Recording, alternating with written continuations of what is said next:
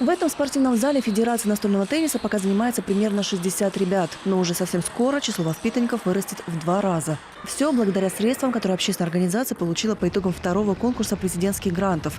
Ранее любители настольного тенниса в Ухте выживали в основном за счет спонсорской поддержки. Но в этом году узнали, что есть возможность получить немалые финансовые средства из самой Белокаменной. Оттягивать вопрос не стали и тут же решили попытать удачу. Она оказалась благосклонной.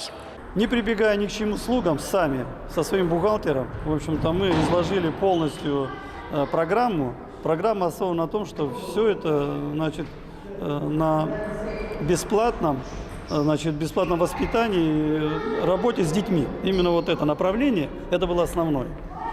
В общем-то, ну и потом смотрели, значит, опыт других, в общем-то, информации теперь полно, много в интернете. Выбирали все это грамотно оформили. В общем-то, попробовали впервые. И, как это ни странно, все у нас получилось. Так как сама организация пока молодая, работает всего год, то и максимальная сумма, на которую могли рассчитывать ухтинцы, не превышала $500 000 рублей. Эти деньги уже поступили на счет федерации. В основном они пойдут на укрепление материально-технической базы, покупку тренажеров и различных приспособлений. К примеру, робота-автомата, о котором здесь пока могли только мечтать. Это специальное устройство с подачей шаров с разным вращением, дугой и скоростью, которое помогает оттачивать удары начинающим спортсменам. Все оборудование поступит до Нового года, а это значит, что здесь уже готовятся принимать новых юных спортсменов от 5 лет и старше. И уверяют, результаты не заставят себя ждать, ведь именно Ухтинская школа настольного тенниса на сегодня самая сильная в регионе. Результаты какие? Ребята регулярно попадают на такие соревнования, как Кубок России, где собираются 16 сильнейших команд со всей страны.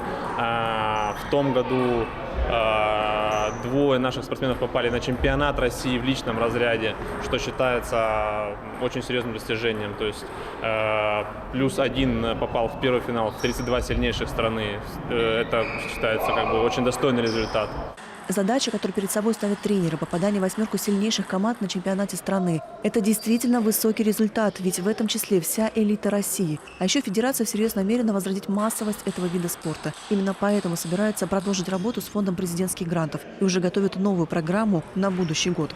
А это уже Эжвинский район столицы. Пока в этом зале пусто, но совсем скоро здесь начнет работать школа фитнеса для золотого возраста. Это новый проект местной физкультурно-спортивной общественной организации. Ранее она уже успешно реализовала другую подобную программу – «Золотой значок ГТО для золотого возраста». Причем также на средства президентского гранта. И вот теперь последовало продолжение, правда, с небольшими отличиями. Мы изменили подход.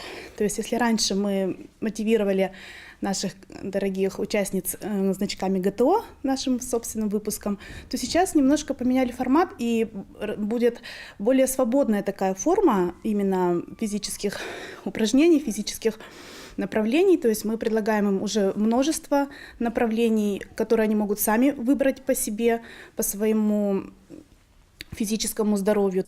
А это и танцы, и йога, и даже китайская гимнастика цигун. А еще каждый месяц здесь будут проходить лекции для людей пенсионного возраста, на которых специалисты расскажут о том, как правильно вести здоровый образ жизни и почему это так важно. Охватить Эжвинская общественная организация намерена не менее 200 человек. Все они приступят к занятиям уже в середине декабря и будут заниматься до конца июня. Пока же, как отмечает куратор проекта Анна Демина, здесь ждут поставки спортивного оборудования для щадящего фитнеса. Фонд президентских грантов уже одобрил поставщиков, а значит ждать осталось недолго. К слову, общественная инициатива эжвинцев обошлась всего в 330 000 рублей. Любовь Лапина, Вячеслав Беспалов, Павел Лагутин, телеканал Юрган.